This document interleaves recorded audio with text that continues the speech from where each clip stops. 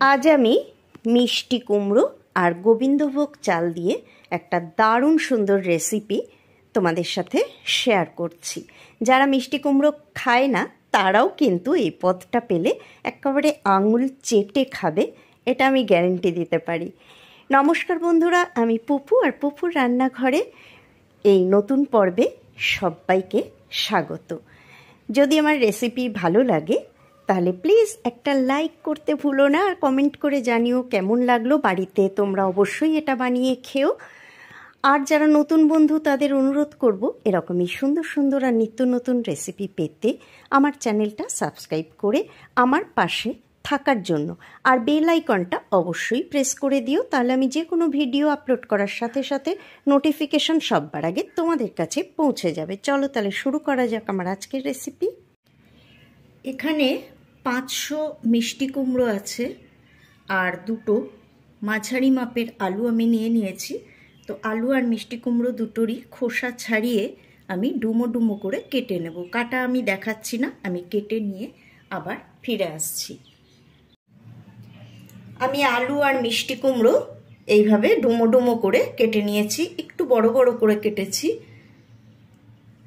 আর এগুলোকে আমি ধুয়ে নিয়েছি।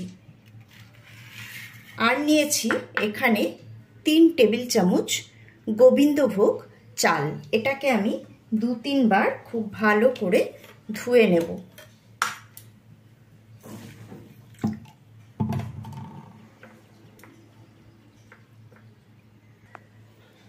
তো চালটাকে আমি পরিষ্কার করে ধুয়ে নিয়েছি।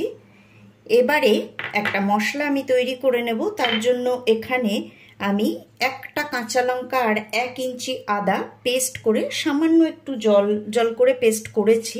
লাগলে আর একটু জল দেব, কারণ আমি একটা মশলা তৈরি করব। তো এর মধ্যে এখন আমি দিয়ে দেব 1/2 চা চামচ ধনে গুঁড়ো, দিয়ে দেব 1/2 চা চামচ জিরে গুঁড়ো, দিয়ে দেব অল্প একটুখানি কাশ্মীরি লঙ্কার গুঁড়ো। আমি কিন্তু ঝাল লঙ্কাটা এর মধ্যে দিচ্ছি না। আর দিয়ে দেব 1/4 টিস্পুন মতো হলুদ গুঁড়ো। হলুদটা তোমরা বুঝে দেবে, আমার এটা একদম খাঁটি হলুদ, যেহেতু গুঁড়ো করে আনা দোকান থেকে, সেই জন্য এটা অল্প দিলেই রঙটা খুব ভালো হয়। তো এটার মধ্যে আর একটুখানি জল আমার লাগবে।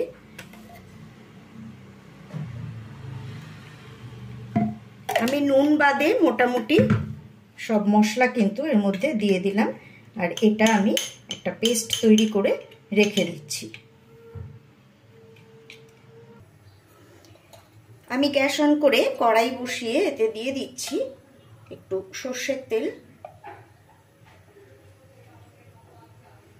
আমি একেবারে 3 টেবিল চামচ মতো সর্ষের তেল দিয়ে দিলাম।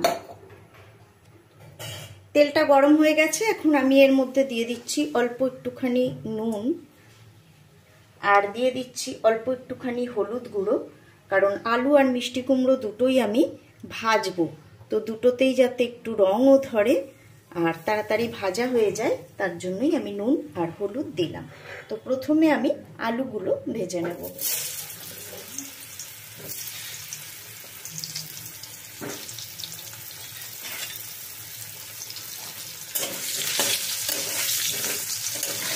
একটু লাল লাল করে আমি আলুগুলো ভেজে নেব। আলুগুলো কিন্তু দেখো লাল লাল করে ভাজা হয়ে গেছে। এখন আমি আলুগুলো তুলে নেব। আলুগুলো তুলে নেওয়ার পর ওই তেলেই আমি দিয়ে দেব মিষ্টি কুমড়োগুলো।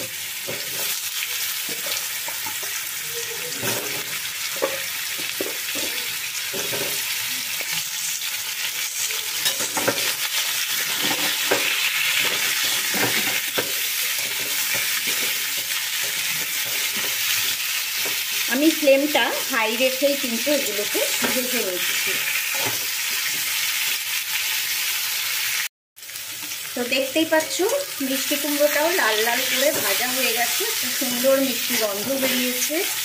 আর এটা মনে রাখতে হবে, মিষ্টি কুমড়ো কিন্তু এতে বেশ সুন্দর পাকা মিষ্টি কুমড়ো নিতে হবে, তা না হলে কিন্তু এটা খেতে টেস্টটা সেই যে টেস্টটা হওয়ার কথা সেটা হবে না, ভালো লাগবে না। একদম সুন্দর পাকা মিষ্টি কুমড়ো নিতে হবে। তো এখন আমি এই কুমড়োগুলো তুলে নেব।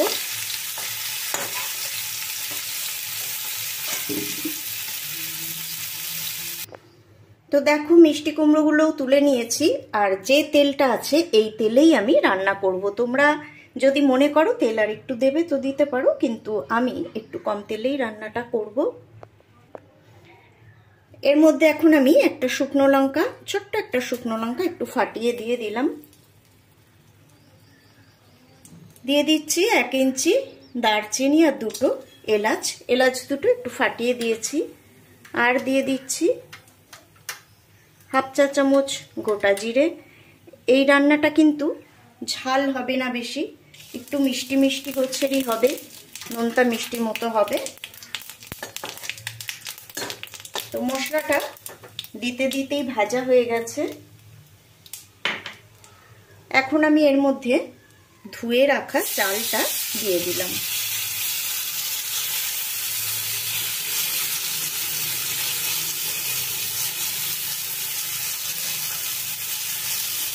ফ্লেমটা কিন্তু আমি লো করে দিয়েছি। চালটাকে একটুখানি ভেজে নেব,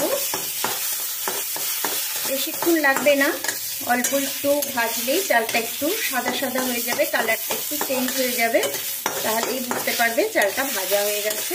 খুব বেশি ভাজবে না, বা একদম কাঁচাও রাখবে না। মোটামুটি চালটা আমার ভাজা হয়ে গেছে। দেখো এর মধ্যে কিন্তু একদমই তেল নেই, কিন্তু আমি এতেই রান্নাটা করব। তো ফ্লেমটা একদম লো করে দিয়েছি, আর যে মশলাটা আমি তৈরি করে রেখেছিলাম সেই মশলাটা দিয়ে দিলাম। আর এখন তো সবাই একটু স্বাস্থ্যসম্মত খাবার খেতে পছন্দ করে, চেষ্টা করে একটু কম তেলে রান্না খেতে। আর আমরা তো খাই, যেহেতু আমাদের বয়সও হচ্ছে, আর কম তেল খাওয়াটা উচিত। তেল তো এবার কোনো কোনো রান্নায় তো তেল একটু বেশি খাওয়া হয়েও যায়। তো দেখো লো ফ্লেম করে আমি এর সাথে কিন্তু মশলাটাকে একটুখানি সাঁতলে নিচ্ছি। আর প্রয়োজন হলে এর মধ্যে সামান্য একটু জল দিয়ে দিতে হবে মশলাটা কষাবার জন্য, একদম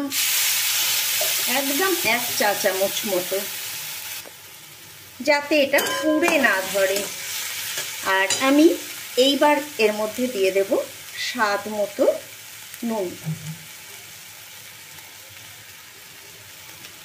আমি 1/2 চা চামচ মতো নুন দিলাম, লাগলে আমি টেস্ট করে নিয়ে আবার দেব। এবারে আমি এর মধ্যে যে বাটিটায় মশলা রেখেছিলাম সেই বাটিটা ধুয়ে 1 বাটি জল দিয়ে দিলাম। এবার জল আরেকটু দেব।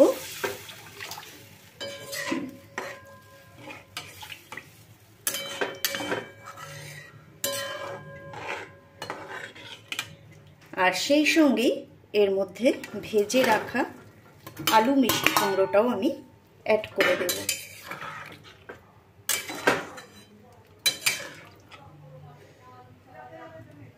এবার আমি এটাকে ঢাকা দিয়ে লো টু মিডিয়াম ফ্লেমে রান্না করব। এটা কিন্তু 3-4 মিনিট হয়ে গেছে। তো এখনো অল্প অল্প জল রয়ে গেছে, কিন্তু এই চালটাও সেদ্ধ হয়ে গেছে, মিষ্টি কুমড়ো আলু সব কিন্তু সেদ্ধ হয়ে গেছে। এখন এর মধ্যে আমি কয়েকটা জিনিস অ্যাড করব। তার মধ্যে প্রথম হচ্ছে 1 চা চামচ, ভরা 1 চা চামচ চিনি। এটা কিন্তু দিতেই হবে, নইলে কিন্তু এর স্বাদটা ঠিকঠাক আসবে না। দিয়ে দেব একটা চেরা কাঁচা লঙ্কা, 1/4 টিস্পুন গরম মশলার গুঁড়ো, আর দিয়ে দেব 1/2 চা চামচ ঘি।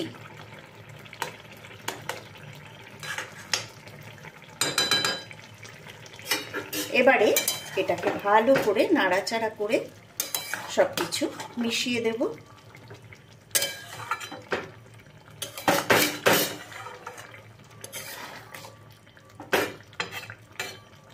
আর ঢাকা দিয়ে 30 সেকেন্ড মতো এটাকে রান্না করব। ফিরে এলাম 30 সেকেন্ড পর। দেখো এখনো কিন্তু একটু পাতলা পাতলাই রয়েছে, আর এই অবস্থাতে কিন্তু আমি এটাকে নামাবো। এটাকে কিন্তু আমি শুকনো ঝরঝরে করে নামাবো না, কারণ এটা নামিয়ে রাখার পর আরও টেনে যাবে, যেহেতু এতে চাল রয়েছে। আর একদম শুকনো হয়ে গেলে কিন্তু এটা ভালো লাগবে না। তো এখন গ্যাস অফ করে দেব, আর আমি ঠান্ডা হলে এটা পরিবেশন করে দেখিয়ে দিচ্ছি। বন্ধুরা, রেসিপিটা কেমন লাগলো আমাকে অবশ্যই কমেন্ট বক্সে কমেন্ট করে জানিও। আজকে এই পর্যন্তই, বিদায় নিচ্ছি। আবারও ফিরে আসবো পরের পর্বে এরকমই সুন্দর কোনো রেসিপি নিয়ে। সবাই ভালো থেকো, সুস্থ থেকো, সাথে থেকো।